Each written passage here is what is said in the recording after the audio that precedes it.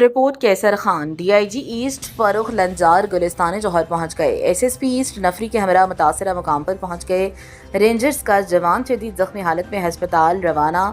ایک بار پھر شدید فائرنگ کی آوازیں آ رہی ہیں۔ کراچی محکمہ موسمیات کی کرین کے T C Rangers headquarter کے مرکزی دروازے پر دستی بم حملہ۔ سیکورٹی اداروں کی جانب سے متعدد افراد کو بھی حراست میں لیا جا رہا ہے۔ اطراف کو ٹریک چمن اقبال کالونی کو بھی ٹریفک کے لیے بند کر دیا گیا۔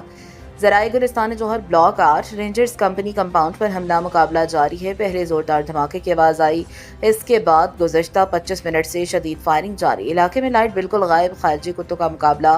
پاکستانی رینجرز کے جوان اور پولیس سیسا پلائی ہوئی دیوار کی طرح ڈٹے ہوئے ہیں۔ رینجرز ہیڈ کوارٹر گلستان جوہر پر دھماکوں اور فائرنگ کے واقعہ کی بابت اطلاع۔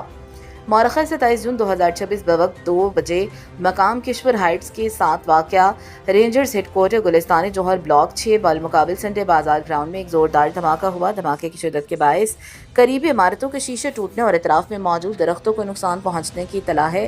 دھماکے کے بعد فائرنگ کا سلسلہ شروع ہوا جو تاحال جاری ہے۔ واقعے کو تقریباً نصف گھنٹہ گزر چکا ہے جبکہ صورتحال کی مزید تفصیلات حاصل کی جا رہی ہیں۔